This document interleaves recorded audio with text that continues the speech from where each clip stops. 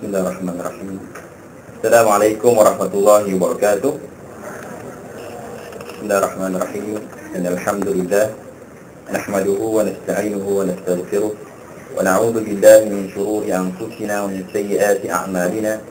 Man yahdihillahu fala mudilla lahu wa man yudlil fala hadiya lahu. Asyhadu an la ilaha illallah wa asyhadu anna Muhammadan 'abduhu wa rasuluh. Allahumma shalli 'ala Muhammad wa 'ala ali Muhammad كما صليت على إبراهيم وعلى آل إبراهيم وبارك على محمد وعلى آل محمد كما باركت على إبراهيم وعلى آل إبراهيم في العالمين إنك حميد مجيد. أما بعد. Terima kasih saya ucapkan kepada pengurusi majlis yang saya hormati, Puan Pengetua, barisan guru, seterusnya yang dikasihi pelajar-pelajar yang berada di hadapan saya ini sekalian. Sebenarnya saya tak seronok duduk di hadapan ini sebab apa, dekat belakang saya ni para guru. Saya terpaksa membelakangkan para guru. Jadi saya minta maaf. Mudah-mudahan bila duduk kat belakang ni, kalau ada saya tersilap cakap, salah fakta, silap pemberitahuan, cerita, mudah-mudahan ustaz-ustaz belakang saya ni, cikgu-cikgu belakang saya ni dapat memperbetulkan saya, insya-Allah. Alhamdulillah. Bersyukur kita kepada Allah Subhanahu wa taala kerana pada pagi ini Allah Subhanahu wa taala memberikan keizinan kepada kita untuk berjumpa pada pagi yang sangat indah ini. Alhamdulillah, kita tidak dikurniakan dengan kepanasan yang terik pada pagi ini. Kita tidak berhujan pada pagi ini. Alhamdulillah, kita dapat berkumpul dengan penuh aman, dengan penuh sejahtera untuk bersama-sama kita berkongsi tentang peristiwa apa? Isra dan Mi'raj. Pelajar-pelajar tahu tak bila berlaku Isra dan Mi'raj? Bila? 27 Rejab. Alhamdulillah, semua orang tahu. Walaupun 27 Rejab ini merupakan tarikh yang diperselisihi di kalangan ulama, Syekh Saifur Rahman Al-Mubarakpuri dalam Rahiqul Maktum, dia meletakkan ada 6 tarikh berlakunya Isra wal Mi'raj. Dan 27 Rejab ni di antaranya. Dan di antara 6 ni tidak semua diterima sebagai dipersetujui di kalangan para ulama untuk berlakunya Isra dan Mi'raj. Bermakna 27 Rejab ni bukan merupakan suatu fakta yang tepat. Tapi alhamdulillah, tak apa.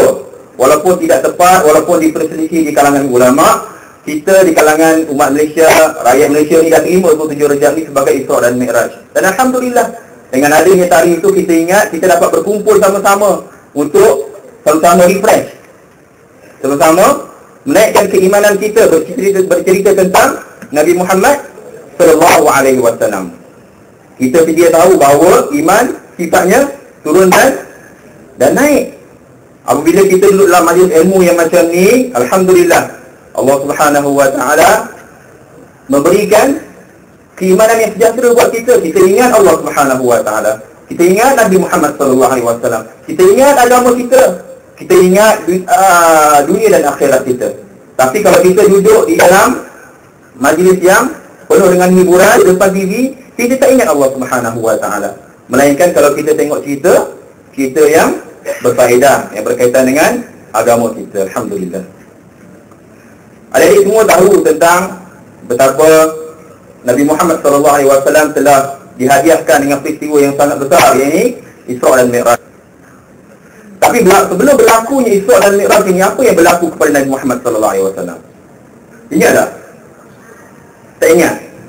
Ingat ke tak ingat? Ingat? Cuba beritahu. Alhamdulillah. Sebelum berlakunya Isra dan Mi'raj, Nabi Muhammad SAW telah menyampaikan dakwahnya di kota Mekah.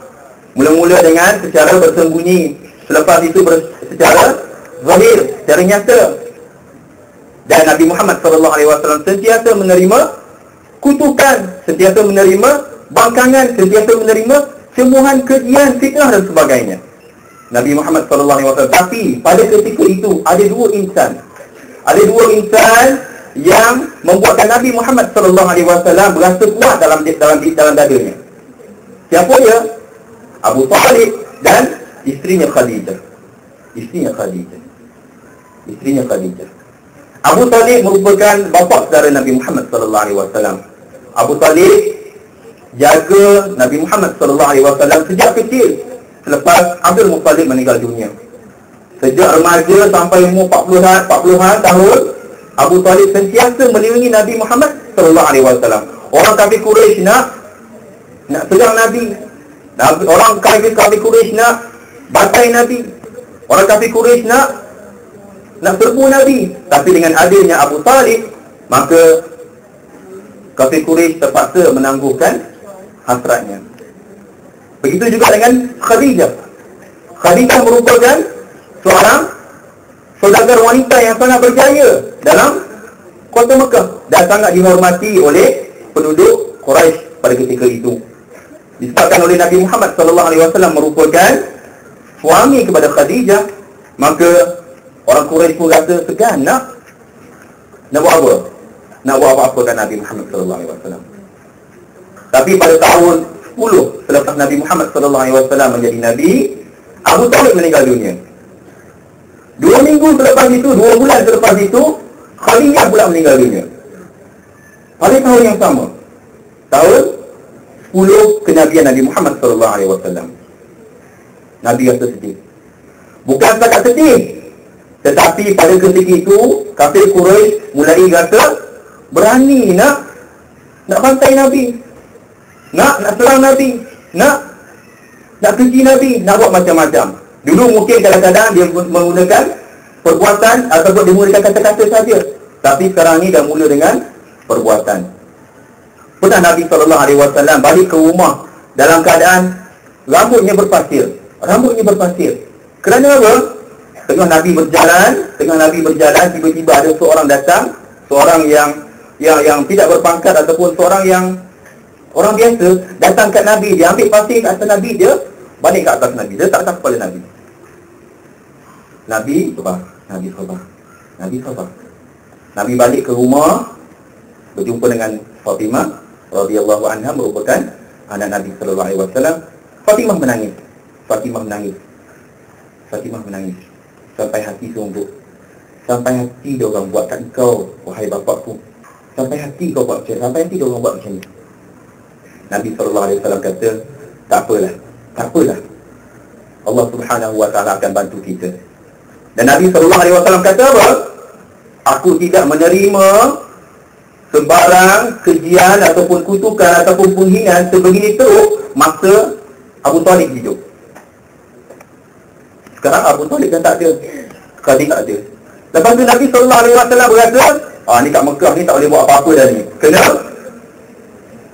Kena pergi ke mana? Dia pun pergi ke Taif, dengan harapan mudah-mudahan orang Taif dapat menerima dakwah Nabi Muhammad sallallahu alaihi wasallam. Duduk di sana beberapa hari, rupa-rupanya orang Taif tidak menerima. Malahan dibaling batu kepada Nabi Muhammad sallallahu alaihi wasallam.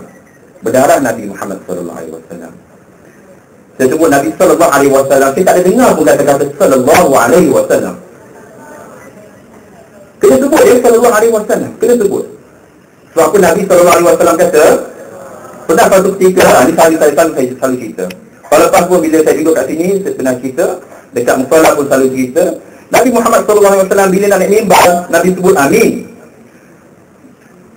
Langkah kedua Nabi sebut amin. Langkah ketiga Nabi sebut amin. Para sahabat bertanya, kenapa kau kata amin ya Rasulullah? Ketika mimbar itu, Jibril datang. Jibril berdoa kepada Allah Subhanahu wa taala, amat rugilah bagi orang yang apabila mendengar namamu, nama Muhammad sallallahu alaihi wasallam, tidak mengucapkan salam sallallahu alaihi wasallam. Itu amin yang pertama. Amin yang kedua apa dia? Rugilah bagi orang yang masih ada mak ayah, masih ada ibu bapa, tapi dengan adanya ibu bapa itu dia tidak berbuat bakti kepada mak ayah dia. Masing-masing kita kat sini ramai yang ada mak ayah lagi, alhamdulillah. Ramai juga ada yang barangkali yang mak ayah dia tak ada. So yang ada ni, manfaatkan masa, manfaatkan peluang ini untuk kita berbakti kepada siapa? Pada mak ayah kita, terutama waktu cuti. Dan amin yang ketiga apa dia? Masih ingat lagi?